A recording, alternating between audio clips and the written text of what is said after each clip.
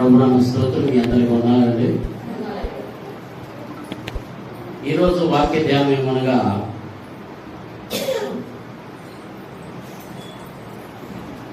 ప్రభువుని కలిగి ఉన్నప్పుడు ప్రభువుని ఆరాధిస్తూ ఉండాలి. ప్రభువుని కలిగి కూడా వేరే మార్గానికి వెళ్ళొచ్చా? ప్రభు ఏమన్నారు చూద్దాం. నిర్మాకాండము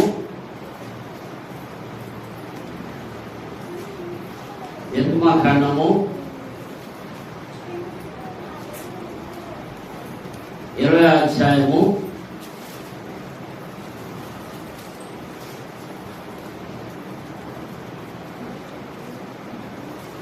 4వ వచనం నేను చదువుతున్నాను.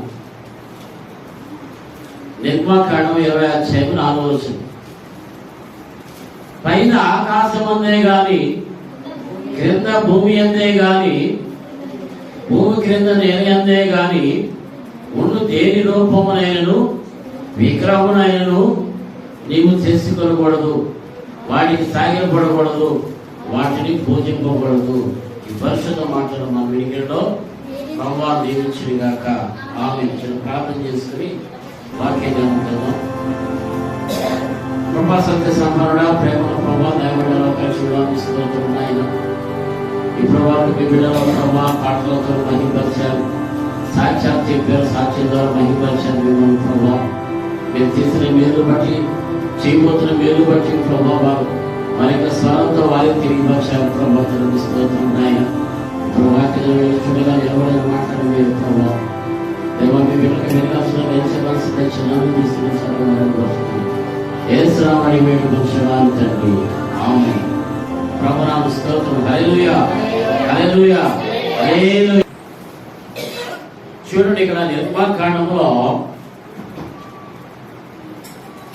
మోషే ద్వారా తెలియపరుస్తున్నాడు. ఏమన్నాడు? ఇక్కడ పైన ఆకాశము అందే గాని క్రింద భూమి అందే గాని భూమి క్రింద నీళ్ళు అందే గాని దేని రూపమునైనను విగ్రహమునైనను నేను చేసుకోకూడదు, వాటిని సాగకూడదు, వాటిని పూజించకూడదు.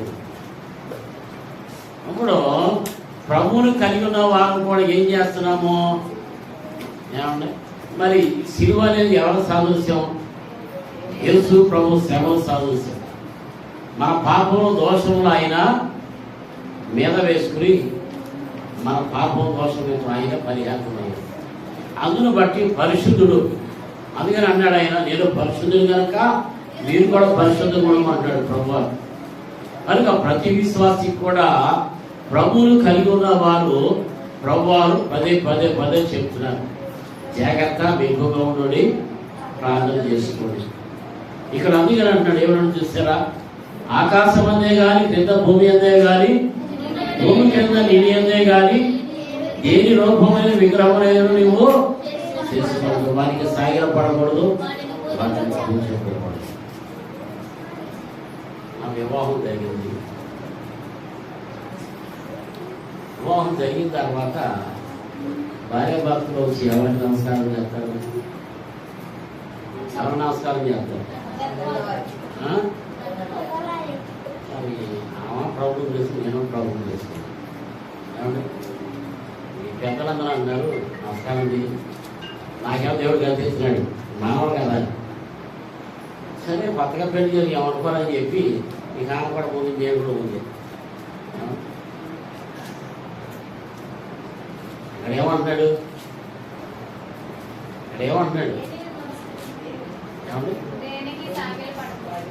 దేనికి సాగిలపడకూడదు. ఏమంటే మన ముందు నడుస్తుంటే ఎవరు రావాలి? మన ముందు నడవాలి ప్రభువారు. మనవాళ్ళు అడుగుతారా? అది ఆ ప్రభునందు ఇప్పుడు నాకు జ్వరం వచ్చింది, నేను ఇండియా పోడుకున్నా. మా అమ్మగారు ఏం చేస్తాను, ఇంటికి వెళ్ళి వచ్చి ఇది కాగితం కడిగి నేను మాట్లాడుతున్నాను. ఒకసారి ఎందుకు పొరపాటు తిరిగేసాను, మన చూడితే ఇల్లు ఉన్నాయి. ఏంటమ్మా జ్వరం దగ్గర చూస్తే ఇది పరిస్థితి. ఏమండి ఆ విగ్రహాలు మొత్తం కూడా ఊరుకుండా పారేసాం పక్కనే. మళ్ళా ఊరుకొచ్చున్నాడు మా నాన్నగారు. ఏమండి కనుక మనము కాదనుకున్న వాటి వైపు మళ్ళా మనం వెళ్ళకూడదు. ప్రభువుని కలిగి ఉన్నాం, సర్వశక్తిని కలిగి ఉన్నాం కనుక అందుకే ఇక్కడ అన్నాడు చూడండి, ఏమన్నాడంటే నీళ్ళ ఎందే కానీ ఏ రూపములను విగ్రహములను నీవు చేసుకొనకూడదు, వాటికి సాగిలపడదు, వాటిని ఉచిపోకూడదు. చూడండి 5వ వచనం, ఏలయనగా నీ దేవుడిని యెహోవాను నేను రోషముగల దేవుడను, నన్ను ద్వేషించు వారి విషయములో 3-4 తరముల వరకు తండ్రి దోషమును కుమారుని మీదకి రప్పించును. నన్ను ప్రేమించి నా ఆజ్ఞను గైకొను వారిని 1000 తరముల వరకు కరుణించువాడని ఉన్నాను. హల్లెలూయా, హల్లెలూయా, హల్లెలూయా. కనుక ఏం చేయమన్నాడు? ద్వేషించే వారిని ఆయన పని, మన పని కాదు కదా. అరే అని చెప్పండి, అరే అన్నాము కానీ 4 సార్లు అంటాడు, 4 సార్లు అంటాడు. కనుక ఆ పని ఎవరిది అంటున్నాడు? ప్రభుది. కనుక ఆ ప్రభు ప్రార్థన చేయటమే.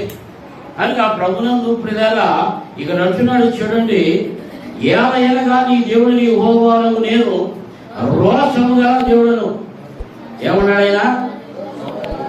దేవుడు నన్ను ద్వేషించు వారి విషయంలో 3-4 తరముల వరకు తండ్రి దోషము కుమారుడు మీదకి రప్పించను. ప్రభు నీ దూషించుకోడు. ఏమంటారు ప్రార్థన చేసేవాడు, ఎస్ఐయా నీకు న్యాయం ఉందా? ఇవన్నీ నాకే రావాలా? పక్కన రాకూడదా? ఎదురింటి వాళ్ళు రాకూడదా అని ఇక్కడ అంటున్నాడు. అందుకని నన్ను ద్వేషించే వారిని 4 తరాల వరకు ఉంటుంది అంటున్నాడు. కనుక ఆ ప్రభునందు ప్రియులారా ఇక్కడ అంటాడు చూడు, తండ్రి దోషమును వారి మీదకి రప్పించచ్చు, నన్ను ప్రేమించి నా ఆజ్ఞను గైకొను వారిని 1000 తరముల వరకు కరుణించువాడని ఉన్నాను. ఏమండి? ఆయన్ని ప్రేమించి ఆయన ఆజ్ఞను గైకొను వారిని, ఆయన ఆజ్ఞను గైకొనాలి. ఏమన్నాడు చూడు, 20వ కాలంలో అంటున్నాడు చూడు, మొదటి వచనం 20 మొదలు వచనం, నీ దేవుడైన యెహోవాను నేనే దాసుల గృహమై అయిన ఐగుప్తు దేశంలో నిన్ను వెలుపలికి రప్పించింది, నేను తప్ప వేరొక దేవుడు నీకు ఉండకూడదు. కనుక ఈ ఆజ్ఞ వేశాడు ప్రభువారు. ఏమన్నాడు ఆయన? నేను తప్ప వేరొక దేవుడు ఉండకూడదు. ఏమండి? తెలుసా ఏమనుకున్నాడు తెలుసా? అయ్యా దేవుడు కదా, నా పాపాలు క్షమించాడు. ఇప్పుడు తాగేశాడు. ప్రభునందు ప్రియులారా అందుకని ఇక్కడ అంటున్నాడు, నేను తప్ప వేరే దేవుడిని ఉండకూడదు అన్నాడు.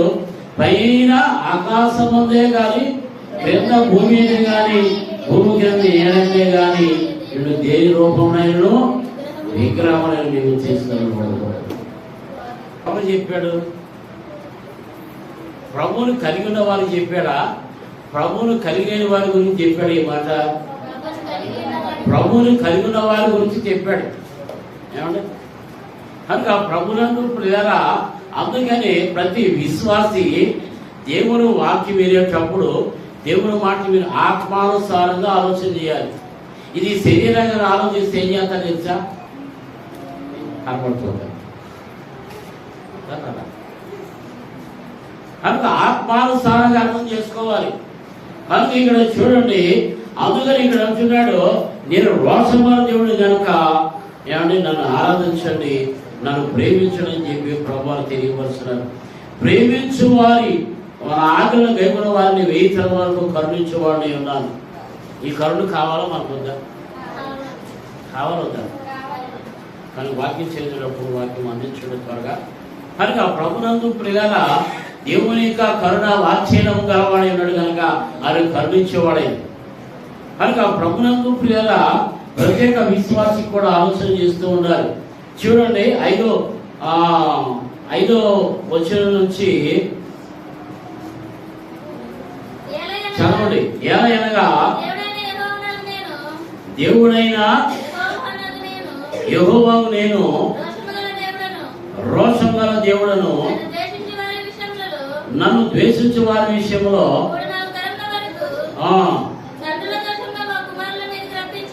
కింద చదువు 7వ వచనం. నీ దేవుని యెహోవా నామమును వ్యర్థముగా ఉచ్చరింపకూడదు.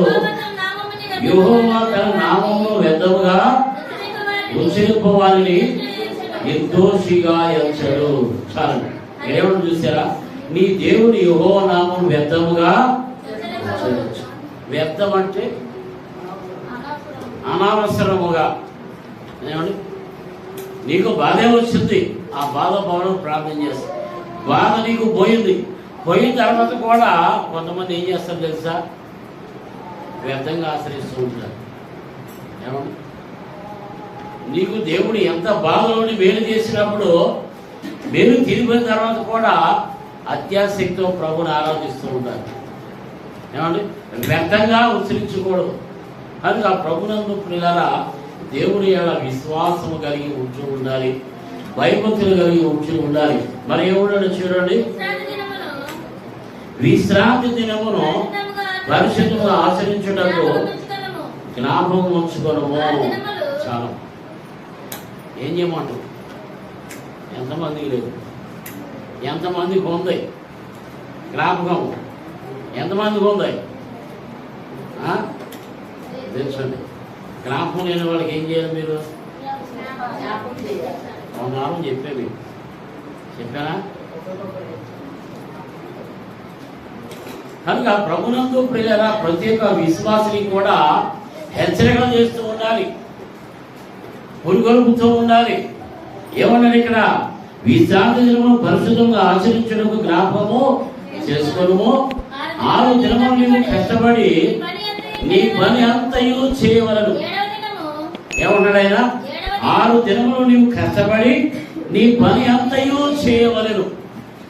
యేసు ప్రభువు ఎన్ని రోజులు కష్టపడ్డాడు ఆయన? 7వ రోజు ఏం చేశాడు ఆయన? దాన్ని ఏమి ఇచ్చాడు? 7వ రోజుని పరిశుద్ధపరిచాడు, ఆశీర్వదించాడు. కనుక ప్రతి విశ్వాసి ఎప్పుడు రావాలి? ఎప్పుడు రావాలి? ఆదివారమే రావాలి. పని జరగాలంటే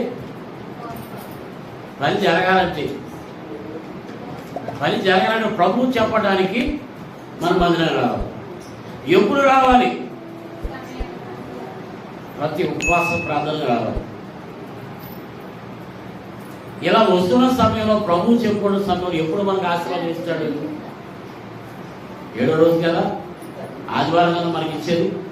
కనుక ప్రత్యేక విశ్వాసి కూడా ఈ క్రమాలు పాటిస్తూ ఉండాలి. కనుక చూడండి, ఇక్కడ ఏమంటాడంటే 6 దినములు నీవు కష్టపడి నీ పని అంతయు చేయవలను. 7వ దినము నీ దేవుడు యెహోవాకు విశ్రాంతి దినము. ఎవరి విశ్రాంతి దినము? ఆ విశ్రాంతి దినం మీరు రండి, నా మాట వినమంటాడు. చూడండి, ఇక్కడ ఏమన్నాడంటే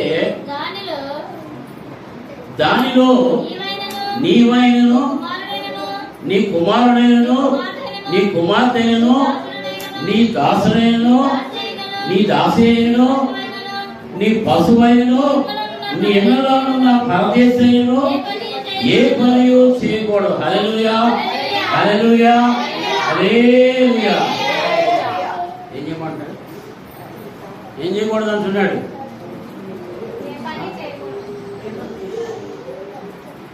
నేను షాప్ పెడితే ఆదివారం వచ్చేది 600 వచ్చింది.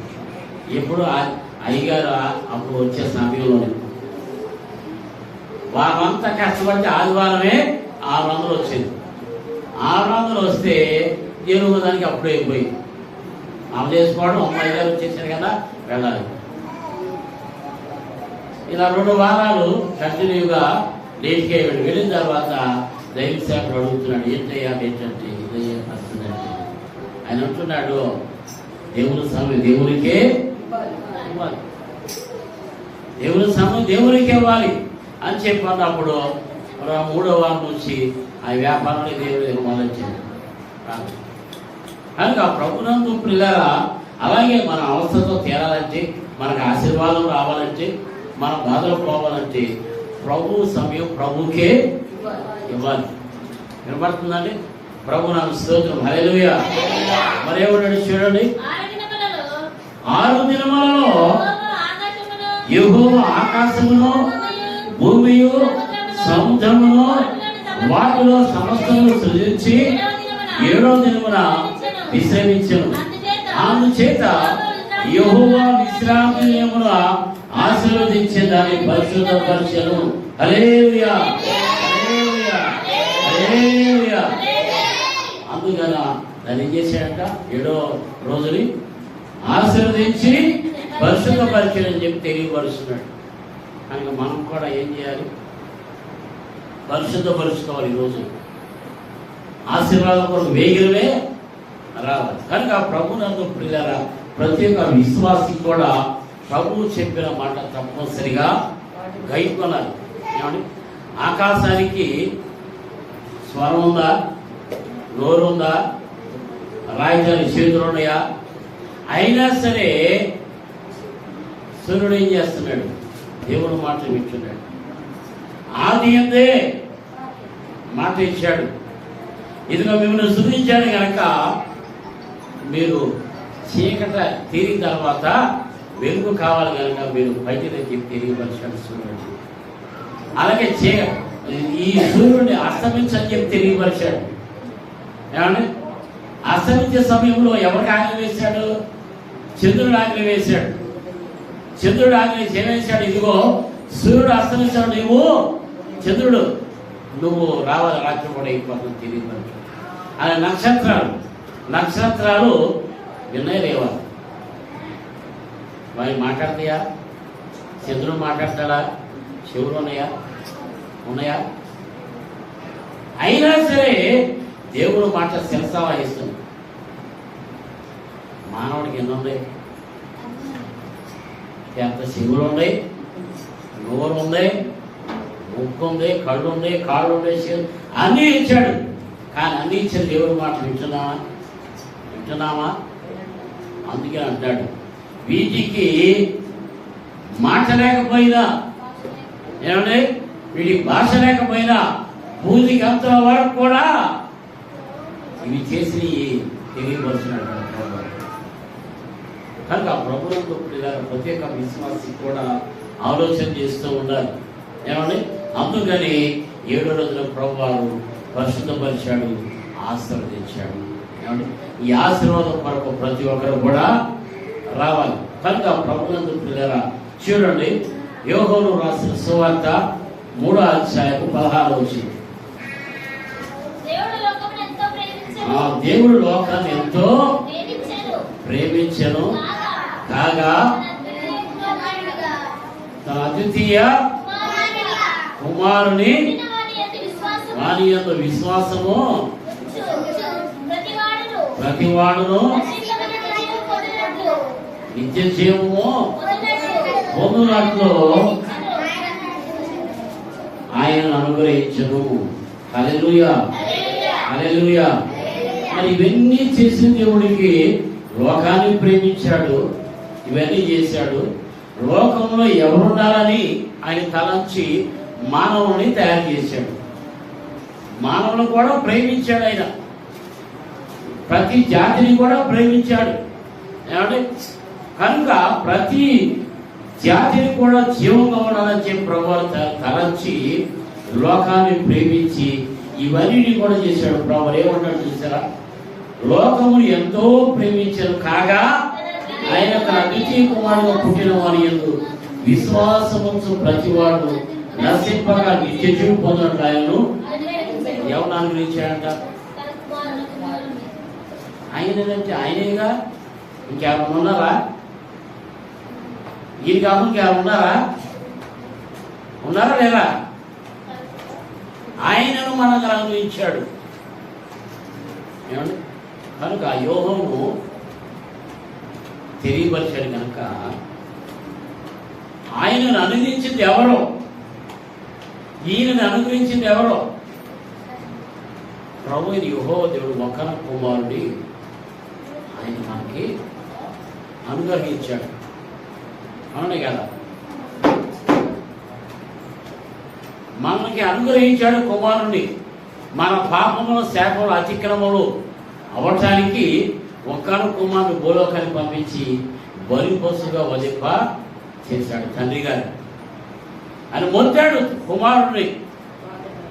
నువ్వు నా బిడ్డ కోసం ఇలా అవ్వాల్సిందే, నువ్వు సిద్ధాంతం పడాల్సిందే, గొర్రె వదకు వచ్చినట్లుగా నీవు కూడా వెళ్ళాలని చెప్పి ప్రభువారు తెలియపరిచాడు. ప్రభుని దేవుడు కుమారుడు కనుక ఆ ప్రభునందు ఇలా ఆయన యవన రక్తాన్ని చిందించాడు. ఆయన యవన శరీరాన్ని నలగొట్టించుకున్న మనందరి కొరకు ఆయన యవనిక ప్రాణాన్ని మన పాపము మనందరి పాపం నిమిత్తమై ఆయన బలి ఇచ్చాడు. మనందరి కొరకు ప్రాణాన్ని అర్పించాడు. కనుక ఆ ప్రభునందు ఇలా చూడండి ఇక్కడ చూడాడు ఏమన్నాడు, లోకము తన కుమారుని రక్షమందునిగే గాని లోకమునకు తీర్పు తీర్చుటకు లోకంలోనికి పంపలేదు. ఆయన యందు విశ్వాసం ఉంచు వారికి తీర్పు తీర్చబడదు. విశ్వాసంపని వాడు దేవుని అద్వితీయ కుమారుని నామమందు విశ్వాసం ఉంచలేదు కనుక వానికి అంతకు మునిపే తీర్పు తీర్చబడను. హల్లెలూయా, హల్లెలూయా. దేవుని యందు ఏముంచమంటున్నాడు? విశ్వాసం ఉంచమాడు. విశ్వాసం ఉంచే వారికి తీర్పు ఉండదు. దేనిలో? విశ్వాసం ఉంచే విషయంలో తీర్పు ఉండదు. అన్ని విషయాలు తీర్పు ఉండదు. ఏమండి కనుక ప్రభునందు లేదా ప్రత్యేక విశ్వాసి కూడా భయభక్తులు కలిగి ప్రభు యొక్క సన్నిధికి వస్తూ ఉండాలి. మనం లోకంలో జీవిస్తూ ఉండాలి. కనుక ప్రభునందు లేదా 19వ వచనం చదవమ్మా. ఆ తీర్పు ఇదే, వెలుగులోనికి వచ్చను గాని తమ క్రియలు చెడ్డమైనందున మనుషులు వెలుగును ప్రేమగా చీకటినే ప్రేమించని దుష్కార్యము చేయ ప్రతివాడు వెలుగును ద్వేషించును. తన క్రియలు దుష్క్రియలు కనబడినట్లు వెలుగునందుకు రాడు. సత్యవంతుడైతే తన క్రియలు దేవుని మూలంగా చేయబడి ఉన్నవని ప్రత్యక్షపరచబడినట్లు వెలుగునందుకు వచ్చును. హల్లెలూయా, హల్లెలూయా, హల్లెలూయా. ఏమని చూసారా? ఆ తీర్పుని వెలుగులోనికి వచ్చిన గాని తమ క్రియలు చెడ్డమైనందున మనుషులు వెలుగును ప్రేమింపక చీకటినే ప్రేమిస్తూనే ఉన్నారు. నేను వెలుగునై ఉన్నాడు భూలోకంలో, మీరు కూడా వెలుగునని చెప్పి ప్రభువారు తెలియపరిచినప్పుడు మనం ఏం చేస్తున్నాం? చీకటినే కోరుకుంటున్నాం. అలాగే దుష్కార్యం చేయి ప్రతివాడు వెలుగును ద్వేషించము. తన క్రియలు దుష్క్రియలుగా కనపడినట్లు వెలుగునందుకు రాడు.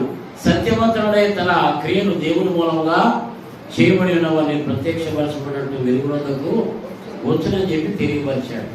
కనుక ఆ ప్రభునందు ప్రత్యేక విశ్వాసి కూడా మనం అంధకారంలో ఉన్నాం కనుక అంధకారం బయలుపరిచి వెలుగులోనికి నడిపించని ప్రభు అని క్రీస్తు ప్రభు వచ్చాడు కనుక మనం వెలుగులోనికే నడుస్తూ ఉండాలి. మీరు ప్రభు సన్నిధి రాలేదనుకోండి, యుద్ధం నడుస్తున్నట్లు అంధకారం నడుస్తున్నట్టు. అదే ప్రభు దగ్గరకు వచ్చారనుకోని వెలుగు నడుస్తున్నట్టు తెలుసుకోవాలి. ప్రభు నామ స్తోత్రం. హల్లెలూయా. యోహాను సువార్త 4వ అధ్యాయము 21వ వచనం చదువుదాం. అమ్మ ఒక కాలం ఉంచుతున్నది, ఆ కాలమందు ఈ పర్వతం మీదనైనను యెరూషలేములోనైనను మీరు తండ్రిని ఆరాధింపరు. నా మాటలు నమ్ముము. మీరు మీకు తెలియజేసిన దానిని ఆరాధించువారు, మేము మాకు తెలియజేసే దానిని ఆరాధించువారు.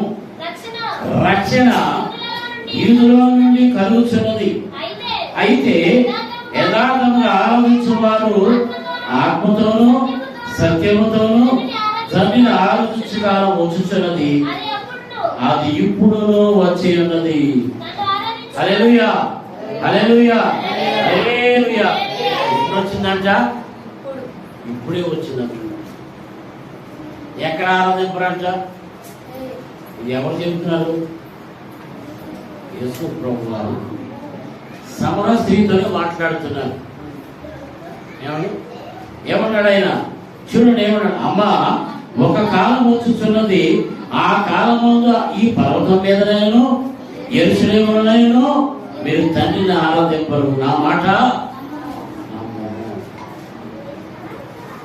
యేసుప్రభు మాట నమ్మాలి అవుతా.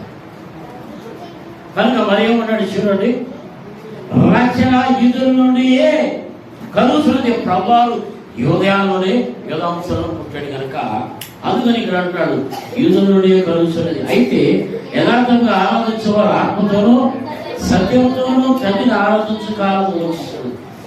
ఆత్మతోనూ సత్యంతోనూ. ఏమన్నా మీరు అనేక మంది సందేహాలు అయ్యారు, వాక్యం కూడా పెట్టలేదు, కానీ బొమ్మన పెట్టలేదు. ఇక్కడ ఏమన్నాడు తెలుసా, ఆత్మతోనో సత్యముతోనో ఆరాధించమన్నాడు. కడుమూసు ప్రార్థన చేస్తే మన ముందే ఉంటాడు ఆయన. ఏమండి అని ఆ ప్రభునందు ప్రియుల ప్రత్యేక విశ్వాసి కూడా ఆలోచన చేస్తూ ఉండాలి. ఏమన్నా చూసారా, అయితే యథార్థముగా ఏమన్నాడు ఆయన, ఆరాధించు వారు ఆత్మతోనూ సత్యంతోనూ తండ్రి ఆరాధించగా ఉంచుతున్నది. అది ఇప్పుడు వచ్చేది. తను ఆరాధించు వారు అట్టి వారే కావాలని తండ్రి కోరుచున్నాడు. హల్లెలూయా, హల్లెలూయా. క్రీస్తు ప్రభువు చెప్తున్నాడా, తండ్రి మాట తండ్రి గారు చెప్తున్నాడు. ఏమన్నా కుమారుడు మాట తండ్రి చెప్తున్నాడు. ఏమన్నాడు, తండ్రికి ఇష్టమైంది అంటున్నాడు. ఏమైంది అంటున్నాడు చూడండి, మరి చదువు మాట. తన్ను ఆరాధించే వారు అట్టి వారే కావాలని తండ్రి కోరుచున్నాడు. ఆ దేవుడు ఆత్మ కనుక ఆయన ఆరాధించేవారు ఆత్మను సత్యంగా ఆరాధించాలని ఆ స్త్రీ ఆయనతో క్రీస్తుపడిన మెస్సయ్య వచ్చునని నేను ఎరుగుదును.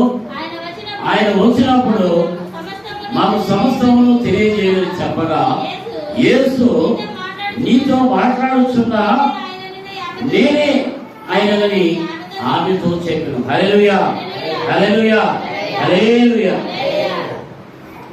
నేను అనుకున్నాను ఆమె ఎగిరి గంతేసింది అనుకున్నాను.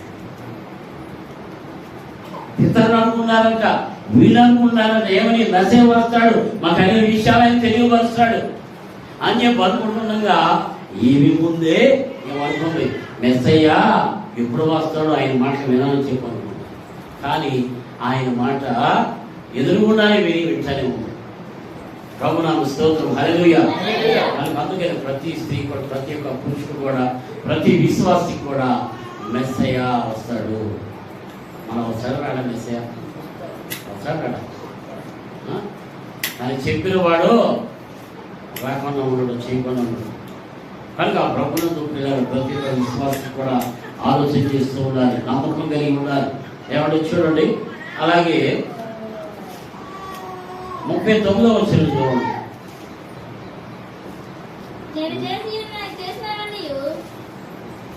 నేను చేసినవన్నీ నాతో చెప్పినని సాక్ష్యం ఇచ్చిన స్త్రీ యొక్క మాటలు బట్టి ఆ ఊరిలోని సమరయులు అనేకులు ఆయన ఎందుకు విశ్వాసం ఉంచి ఆ సమరయులు ఆయన ఎత్తుకు వచ్చి తమ యొద్ద ఉండమని ఆయన వేడుకొని కనుక ఆయన అక్కడ 2 దినములు నేను ఆయన మాటలు వినినందున ఇంకా అనేకులు నమ్మి ఆ స్త్రీని చూసి ఇక మీద నీవు చెప్పిన మాటలు బట్టి కాక మా మట్టుకు మేము విని ఈ నిజంగా ఒక రక్షకుడని తెలుసుకొని నమ్ముచున్నామని. హల్లెలూయా, హల్లెలూయా. ఈ సమరయ స్త్రీ ఎటువంటి స్త్రీ ఉంది? పాపాత్మ స్త్రీ ఉంది కనుక ఈమె ఒంటరిగా మధ్యాహ్నం పూట వచ్చేది నీళ్ళు చేదుకోవడానికి. ఏమండి మరి ఆమెను మార్చడానికి ప్రభువారు మధ్యాహ్నకాల సమయానికి వచ్చాడు. ఏమండి ఇలా సంభాషణ చేస్తూ ఉంది. నీలకొండ తీసుకుని ఏమండి నీలకొండ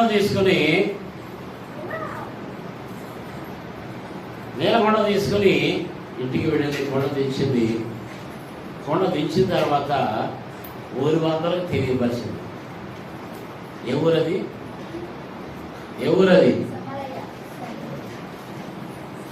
సుకార్ అనే గ్రామం. సుకార్ అనే గ్రామంలో స్త్రీలే కష్టపడతారు. పురుషుల పని ఏంటంటే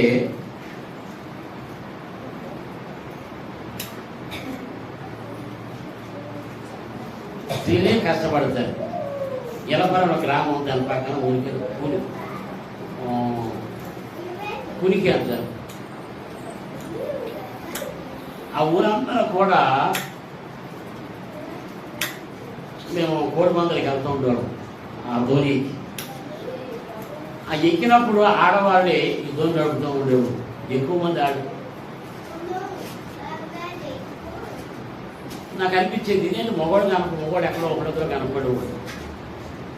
ఎందుకంటే వాడు ఎక్కువ కష్టపడతాడు. అలాగే సుఖాల గ్రామంలో కూడా స్త్రీలే కష్టపడేవాడు. మరి ఆ సమయంలో ఆమె ఊర్లోకి వెళ్ళింది, కొండ విడిచి అక్కడ పెట్టింది. ఇంటి దగ్గర ఊరు వారందరూ తెలియపరిచింది. ఆ ఊరు వారందరూ ఎక్కడ వచ్చారో చూడండి.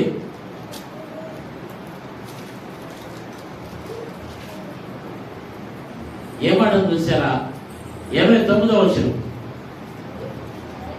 మీరు వచ్చి నేను చేసిన మరియు నాతో చెప్పిన మనుషుని చూడండి, ఈయన క్రీస్తు కాడా అని ఆ ఊరి వారితో చెప్పగా వారు ఊరిలో నుండి బయలుదేరి ఆయన ఎందుకు వచ్చి చూడండి.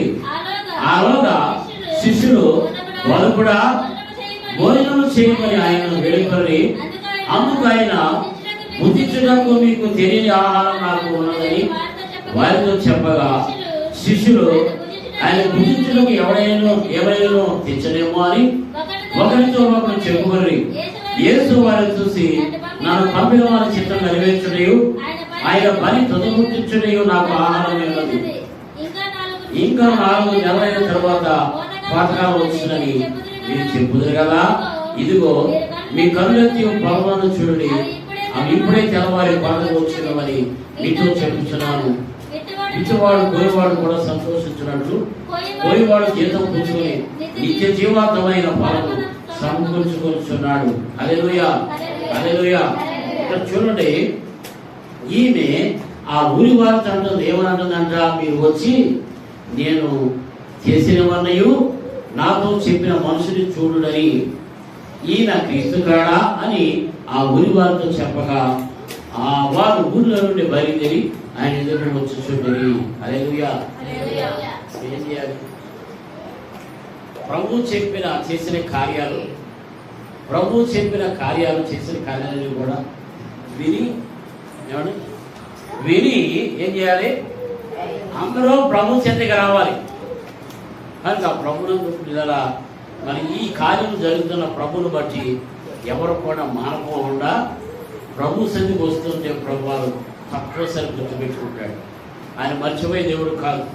కనుక ప్రభునందు ప్రియులారా చూడండి, ఏమన్నాడంటే 44వ వచనం, ఎందుకనగా ప్రవక్త ఆ స్వదేశంలో ఘనత నొందనని యేసు సాక్ష్యం ఇచ్చాను. గలిలీ కూడా పండుగ వెళ్ళువారు కనుక యెరూషలేములో పండుగ సమయంలో ఆయన చేసిన కార్యములను వారు చూసినందుకు ఆయన గలిలీ వచ్చినప్పుడు వారిని చేర్చుకుని.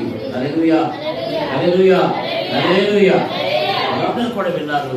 మళ్ళా గలిలీకి వచ్చినప్పుడు వారి ప్రభుని చేర్చుకున్నట్టు చూస్తాం. అలాగే మనం కూడా ప్రభుని చేర్చుకోవాలి. ఎక్కడ చేర్చుకోవాలి?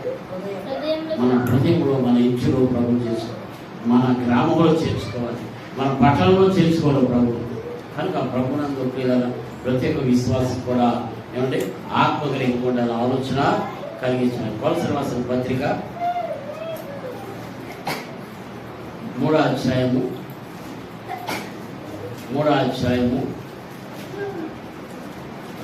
1 నుంచి చదువు.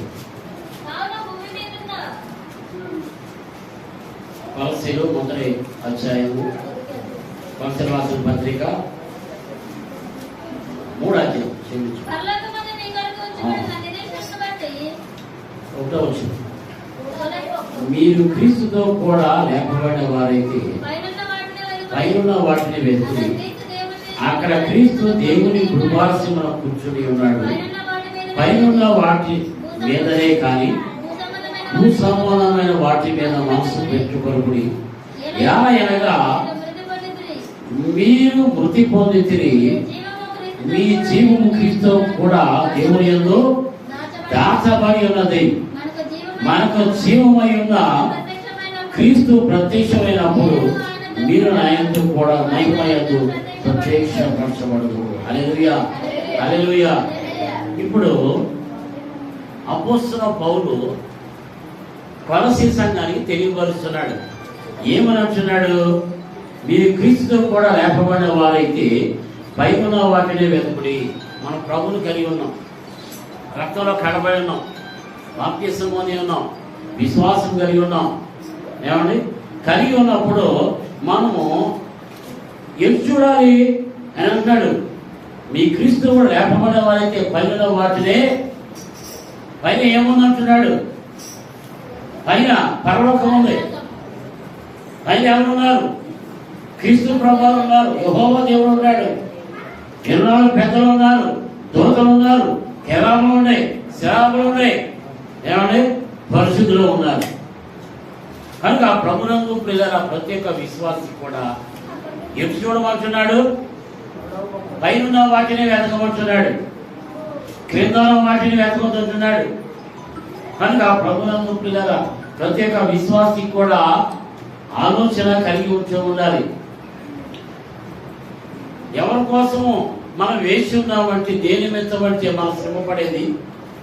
మనం మందిరానికి వచ్చి శ్రమ పడుతున్నాం, ఎంతో నడిచి వస్తున్నాం, ఆటోల మీద వస్తున్నాం, బస్సుల మీద వస్తున్నాం. ఎందుకంటే మన ఆత్మ నరకాన్ని వేడకుండా ఉండాలని ప్రయాసపడుతున్నాం. కనుక ప్రభునందు ప్రియులారా చూడండి ఏమన్నాడంటే 2వ వచనం, పైన వాటి మీదనే కానీ భూ సంబంధం వాటి మీదనే మనసు పెట్టుకొనకుడి. అనగా మీరు మృతి పొందితే మీ జీవము క్రీస్తుతో కూడా దేవుని యందు దాచబడి ఉన్నది. హల్లెలూయా, హల్లెలూయా, హల్లెలూయా. మీ జీవము క్రీస్తుతో కూడా దాచబడింది అంటున్నాడు దేవుని యందు. కనుక అందుకని ప్రతి విశ్వాసి కూడా శ్రమ పడుతున్నాం. ఆచారంగా అమ్మేస్తుందిగా నేను కూడా వెళ్ళాలి, అయ్యాక నేను కూడా వెళ్ళాలి. అలా కాదు, దేవునితో నేను జీవం కలిగి దేవుని ఆరాధించాలని చెప్పి విశ్వాసం కలిగి మనం ప్రయాసపడుతున్నాం, శ్రమ పడుతున్నాం కనుక అందును బట్టి మనం నడుస్తున్నాం.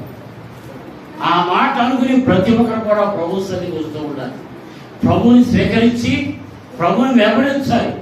కనుక ఆ ప్రభునందు ప్రియులారా ప్రత్యేక విశ్వాసి కూడా ఆలోచనతో ఉండాలి. అందుకని ప్రభుని క్రీస్తు ప్రభు అంటున్నాడు,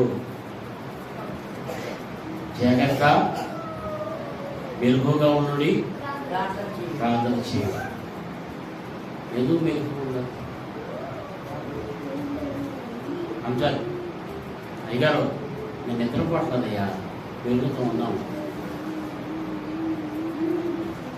ఏ మెలుకు ఇది? ఆత్మీయ మెలుకువ. ఎన్ను చేపలు వస్తాడో తెలీదు. 40 రోజులు క్రీస్తు ప్రభు ఉపవాసం ఉంటే ఎవరు వచ్చారు? అపవాది వచ్చాడు. మనం ఏర్పాటి వారు శోధించాడు. ఇదిగో దేవుడు మాట ఉంది కదా, మనుషుడు రొట్టె వల్ల జీవించడు కానీ దేవుని నోటి నుంచి మాట నుండి జీవించడం తిరిగి వచ్చాడు. ఇదిగో 1 నిమిషంలో చూపించాడు ప్రపంచం అంతా, ఇది నీకు ఇచ్చేస్తున్నాను, నువ్వు దూకో, నా మాట విను, రొట్టెగా చేసుకో, నువ్వు ఆకలిగా ఉన్నావు కదా అని చెప్పుకుంటున్నాడు. మరి ఇక్కడ అసలు అపవాదిని సృష్టించింది ఎవరో? దేవుడే కదా. అపవాది మొదటగా ఏమై ఉన్నాడు? యెహోవా దేవునికి దూత అయి ఉన్నాడు. ఆ దూత అయి ఉన్నప్పుడు తండ్రి యొక్క సింహాసనం అధిష్ఠించాలని చెప్పి తలంచి ఆలోచన కలిగి ఉన్నప్పుడు ప్రభు అయిన యెహోవా దేవుడు ఆ దూతతో మాట్లాడుచున్నాడు, నువ్వు ఇక్కడ ఉండటానికి అరుడు కాదు అని చెప్పి పైనుంచి కింద తోసేశాడు. అప్పుడు వాడు అనుకుంటున్నాడు, ఈ ప్రపంచం అంతా నాదే, ఈ ప్రపంచంలో నా మాట వినాలి అని చెప్పి తలంచి ప్రతి మానవుడు కలిగి పెట్టేస్తున్నాడు. కనుక ప్రభునందు ప్రియులారా మరి పరలోకంలో అపవాది ఏమండి ప్రభువు లోపరుచుకోవాలనుకున్నాడు. కానీ ప్రభు వారు ఏం చేశాడంటే వాడి కింద తోసేసినప్పుడు వీడి కింద కూడా ప్రభు వదిలిపెట్టలా.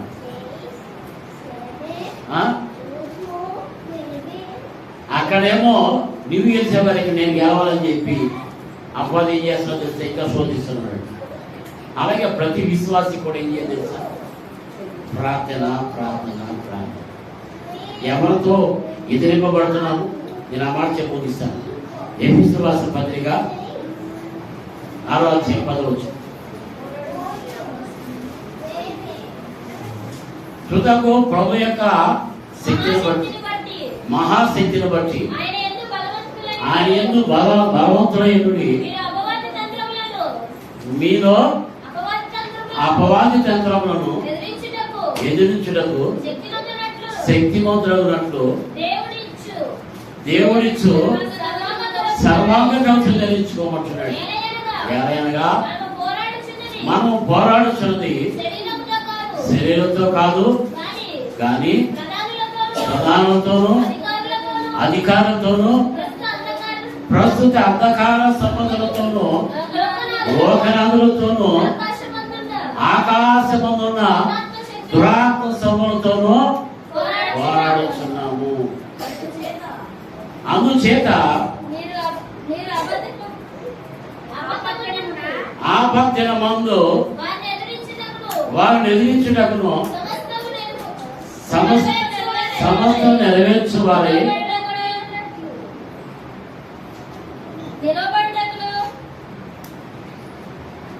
ఏమంటున్నాడు?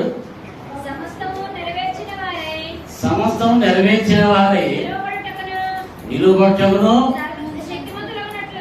శక్తి మొదలున్నట్లుగాను దేవుడిచ్చు సర్వాంగ కవచము ధరించుకోమంటున్నాడు. చాలా కనుక ప్రభునందు ఎలా క్రైస్తవము దేవుని బిడ్డలు అన్నప్పుడు భయం ఉండాలో వద్దా? ఇవన్నీ రోజు చదవండి, ఈ అధ్యాయం మొత్తం చదవండి. మనం ఎవరెవరితో ఎదుర్కొంటున్నాము? ఏమండి, నేను క్రైస్తవురానండి అని అనుకున్నప్పుడు యోగ గ్రంథం అంటాడు 7వ అధ్యాయంలో నరుల కాలం ఎంతో కాలం కాదంటున్నాడు. తెల్లవారేసిన దగ్గర ఇంట్లో ఏదో భార్యతో భర్తతో పిల్లలతో పక్క వాళ్ళతో ఇరుగు వాళ్ళతో రోహనాథులతో అధికారులతో యుద్ధమే. కనుక ప్రభునందు ప్రజల ప్రతి ఒక్క విశ్వాసి కూడా ఎలా ఉన్నాడంట? ఎంతకాలం కాదంటున్నాడు. కూలి వాడిని దినముడు కావాలి. కూలి చేసిన వాడు కూలి కోసం ఎదురేలా చూస్తాడు. అలాగా యుద్ధం పోవాలని చూస్తూ ఉంటాడు. ప్రభు చూస్తాడు చూడ. కనుక ప్రభునందు ప్రజల ప్రతి విశ్వాసి కూడా ఆలోచన చేస్తూ ప్రభు బాగా నడుస్తున్నాడు. ఎంతమందిని ఎదిరించుకోవాలంటే దేవుడితో సర్వాంగాలు ధరించుకోవాలి. విశ్వాసమేడాలు తప్పనిసరిగా పట్టుకోవాలి. కనుక ప్రతి ఒక్క విశ్వాసి కూడా ప్రభుని నమ్మారు, ప్రభు రక్తం కడగబడ్డారు. ఇంకాను ప్రభు రక్తం కడగబడకపోతే కడగబడండి, త్వరపడండి, ఆశజీవాలండి. ప్రభు రక్తం త్వరగా వస్తుంది. కనుక మనము ఆత్మతోనూ సత్యముతోనూ ప్రభుని ఆరాధించాలి. ఏమండి, ఏమన్నాడు?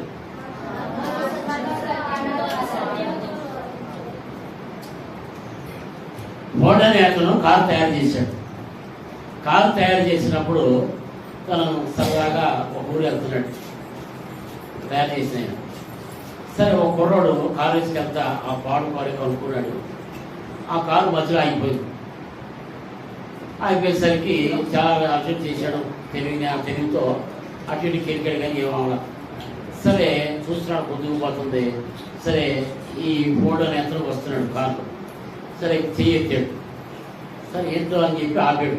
ఆపిన తర్వాత సరే ఏంటి బాబు అంటే చెప్తున్నాడు, అయ్యా కారు అయిపోయిందయ్యా, చాలాసేపు ప్రయత్నం చేశాను, నాకు తెలిసిన జ్ఞానం అంతా ఉపయోగించాను, కానీ చాలా నాకు ఇందులో నాకు జ్ఞానం తెలుసు, నాకు చాలా చేశాను పని, కానీ ఏది కూడా మరి స్టార్ట్ అవ్వలేదు పట్టుకుంటే అని చెప్పంటే సరే బాల్ ఓపెన్ చేయమన్నాడు. ఇలా వంగాడు, ఏదో బట్టలు అన్నాడు, స్టార్ట్ అయింది.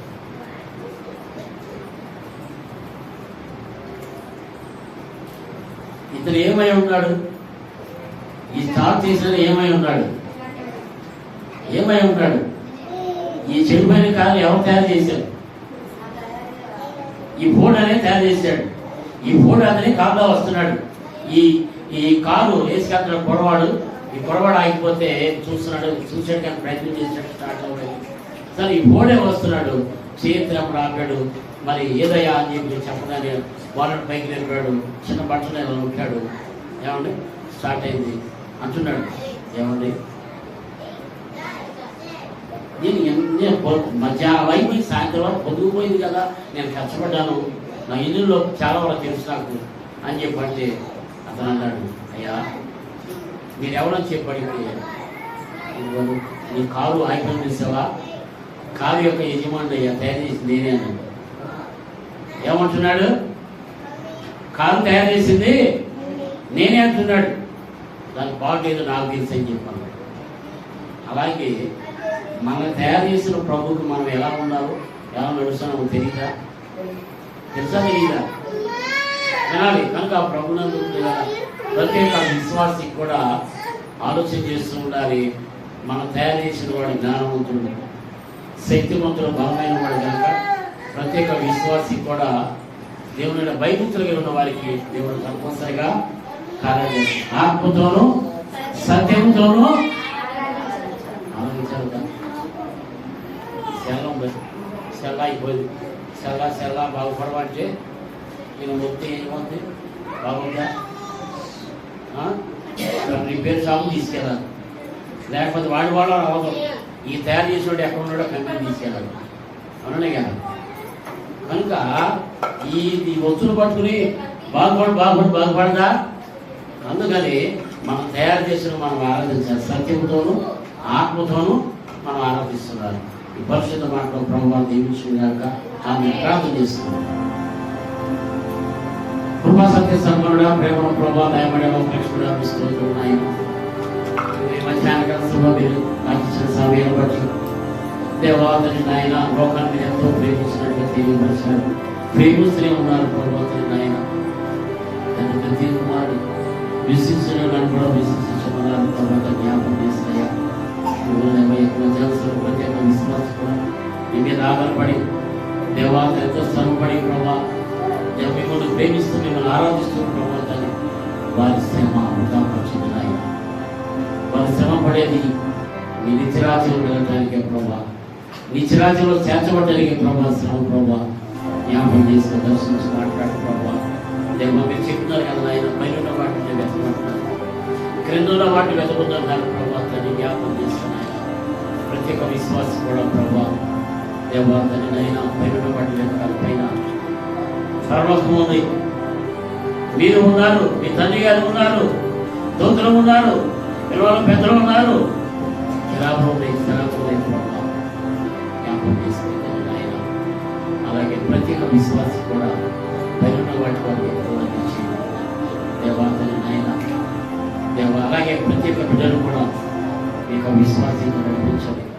నీ వాళ్ళు నడిపించడం కూడా ప్రార్థన చేస్తున్నాను. ప్రభుల దేవ ప్రేమ ప్రభావం అలాగే ప్రభావం ఆయన సమస్థితి కూడా మాట్లాడుతున్నాడు. ప్రభావం సమస్య అంటే ప్రభావం ఆ సమయం మెస్సే వస్తాడు, అనేక సంఘటనలు తిరిగి వస్తాడు అని చెప్పినప్పుడు నేను చెప్పినప్పుడు ఎంతో సంతోషపడి అనేక కూడా తీసుకెళ్ళింది. సుఖాల గ్రామంలో పెట్టింది, ఇంట్లో పడ తెచ్చింది, ఊరు అందరినీ తిరిగి పరిస్థితి. ప్రభావ నేను చేసినవని నాతో మాట్లాడమని చెప్పాడు కనుక ఆయన దగ్గర రండి అని చెప్పి తిరిగి వచ్చిన ఊరు వారు అందరూ వచ్చారు. ప్రభావ ఆ సుఖాల గ్రామ ప్రజలందరూ కూడా వచ్చారు. ప్రభావ అలాగే మా గ్రామ బిడ్డలు మా యొక్క పట్ల బిడ్డలు వారు ప్రభావిస్తుంది జ్ఞాపకం చేస్తూ దర్శించి మాట్లాడు. అలాగే ప్రభావ వారు వచ్చారు, విన్నారు, చూశారు, వారందరూ వాళ్ళు మిమ్మల్ని విశ్వసించారు, మిమ్మల్ని వెంబడించారు. మీ ఎలా భయభక్తులు కలిగి ఉన్నారు ప్రభావ. అలాగే ప్రతి విశ్వాసం కూడా మీ ఎలా భయభక్తులు కలిగి అంతవరకు వారి విశ్వాసాన్ని కొనసాగించారు. అంతవరకు మీ ఎలా భయభక్తులు ఉన్నారు. దేవాలయం తగ్గించి యొక్క దారాలు పడి విశ్వాసం చెల్లించుకుంటూ ప్రభావం ఆయన ఈ వారం అంతా ఇక్కడ భద్రపరచ మీ ఆశీర్వాదం దీవించి ఆశ్రయించమని చెప్పిన మాటలో ప్రజల భద్రత నెరవేర్చి చేసుకోమని కుదురుతో రుచులు చేసుకోమని ఏ శ్రావణి పెట్టుకుంటున్నాను తండ్రి.